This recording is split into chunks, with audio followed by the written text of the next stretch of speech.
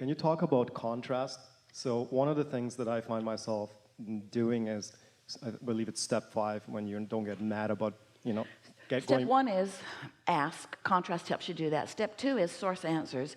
That's where all the cooperative components are gathered in your vibrational reality. Step 3 is you're tuned to that right now. You're in the receiving mode. So what's in there you have access to.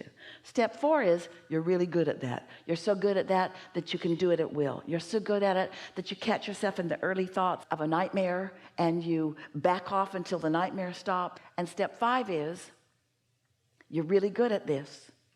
You found a new experience with some contrast in it, really juicy awareness of what you don't want.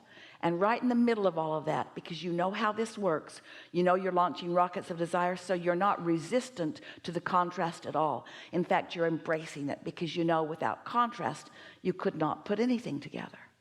Without contrast you couldn't take a picture. Without contrast you couldn't hear a word. Without contrast you couldn't make sense of anything. Contrast is necessary.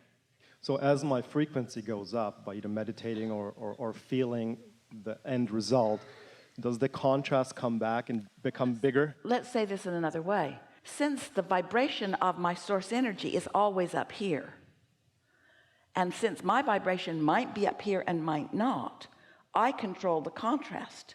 If I let go of what I'm worried about and my vibration rises, then there's no contrast. But if I'm like a dog on a bone trying to fix some problem and focused upon what's wrong, then I'm introducing contrast by my introduction of my resistant thought to my own desire. How often do you want something and you believe the opposite? And what is a belief? A belief is just a thought that you continue to think. And why do you continue to think that thought? Because law of attraction keeps it active. So how do you get around that? There are a couple of ways. You could meditate, which means quiet your mind, which means the resistant thought subsides and then your vibration rises. Or you could daydream or appreciate, or you could get a lobotomy. Your choice. So your question is? My question, I guess, was... We have a few for you. Okay. Do you think contrast is a good thing or a bad thing? It's a good thing. And since contrast is a good thing, then where'd that question come from?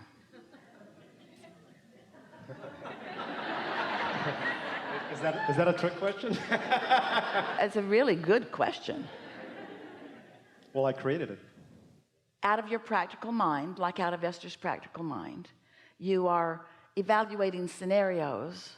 You see, Esther's trying to decide whether she should ask them to tear a big hole in the roof and put big support beams into the roof that should have been there that have never been there, and shore that roof line up and shore those smokestacks up, or what's the path of least resistance, to shore it up or to take the smokestacks down? And what we want Esther to understand is that those are not questions that she should be asking right now, because nothing about any of those questions does anything other than introduce extreme resistance into her equation. So she thinks, I have only two choices: leave them up or take them down. We say, no, there's another one. Don't think about it. That's so hard. It seems like I should think about it. It seems like I'm responsible. It seems like I should think about it. And we say, that's because you're not factoring in the fact that we're all thinking about it. You don't feel supported and guided. You don't trust that the universe is dealing with this. You haven't seen, you're not looking right now at the sequence of events that's even brought this to your attention. In other words, you're forgetting the well-being of your life experience, and you're choosing to be responsible and do the right thing. So choose this bad thought or this bad thought. There's no good scenario here. In either case, they have to make a big hole in the roof. In either case, they've got to bring a crane. In either case, great big beams have to be put into that roof line. In other words, it doesn't feel like there's any good choices from Esther's fearful place. But from our advantage point, they're all good places. Men get to play with a crane. They get to bring those cranes up there. They get to do things that they're good at doing. They get to figure stuff out. They get to work on this awesome house. They get to make a lot of money doing it. They get to please Esther. You see what we're getting at? You got to decide that you want to feel good and then find the thoughts that do feel good. And how do you know what thoughts feel good if there aren't any thoughts that don't feel good? Without resistance, how would you know? If your inner being weren't thinking a thought that is different than the thought that you're thinking, you couldn't even have negative emotion. Stay with that for a moment. If your inner being weren't knowing your success on whatever it is, then you couldn't even have negative thought. You still there? So doesn't that mean that your negative thought is proof that there is positive thought? Doesn't the very fear itself mean that there's big guns on the job? That the energy that creates worlds is really focused on this? Because if it weren't, you couldn't feel that fear. You see what we're getting at? Do you? If somebody you didn't know called you on the telephone and said, hello, you don't know me. I'm just calling to tell you that I'm never going to call you again. Would you have strong emotion about that? Who was that? Nobody. But if someone important to you said that to you, you'd feel something very different, yes? So we want you to feel that it's only when you oppose what your inner being knows about the specific subject that's active within you that you ever would feel positive or negative emotion. When you feel positive emotion, it means your inner being's all over this thought just like you are. When you feel negative emotion, it means your inner being's all over this thought but has a very different vantage point than yours. Don't you like knowing that? And don't you want to guide yourself? So here's more questions for you. Okay. I can sort of speak on behalf of all of them. He'll do a good job for you. Do you feel blessed enough to let yourself feel good? Absolutely. Do you believe that in struggle or suffering or sacrifice that anyone is benefiting? Yes, because it creates contrast. Beyond that, in the moment, in other words, in the moment of the struggle and the suffering? No. So it brings awareness and it could help you to guide your thought, but there's no practical value in pinching yourself off from the energy that creates worlds that is already all over your project. Yes?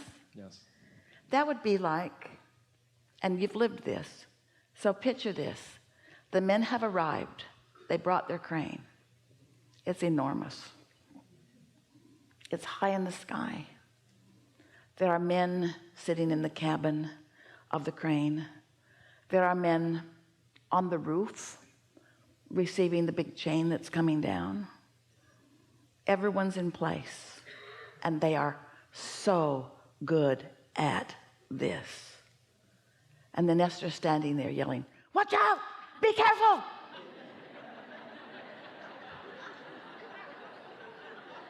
Don't hook it up like that. Don't fall off the roof. They'd kind of like her to go away, wouldn't they? Is she hindering the cause? Is she helping the cause? And so you sort of get the point. So why would someone like Esther, why would she do that? Why would she do that? Only if she thinks she knows better, if she doesn't trust the men on the roof, or if she doesn't trust the crane. But you can trust the men on the roof. You can trust the non-physical in the sky. You can trust your non-physical counterparts. You can trust the worthiness of your being. You can trust the blessedness of your being. You can trust that things are working out for you. You can just decide whether you want to help or hinder. And we just want you to go in the house. Or better still, leave town for a while. We just want you to get out of the way of the well-being that's happening on your behalf. We want you to be less involved in fixing things and more involved in trusting that well-being is happening. Yes? So did we get there, or is there something else you wanted to chew over? You know, it's amazing. I mean, it doesn't really matter what you say. Your words, in a way, don't mean anything to me. Just being in your presence and feeling your vibration right now is amazing. Like, you could be just, you know, talking a different language, and I feel you 100%, and I'm feeling so good and so happy to be with you right now. I love you so much. Thank you. Before you go, so that's what tuning into your inner resources is about. And maybe we coaxed you there with words that you felt resonance with. Maybe you were just ready to go there because you came to this gathering expecting to be called on and expecting to have this experience. But it is this positive expectation that we wish for all of you. We want you to trust when you get there, all things are possible for you. All things are possible under these conditions. I knew 100,000,000% that I'm going to be the first person here today. I visualized myself in this room right now. I mean, I even told some friends that I met yesterday, and they can attest to that. And I was just... Did he tell you that? Yeah. This is a really good time for a segment of reflection. Thank you so much.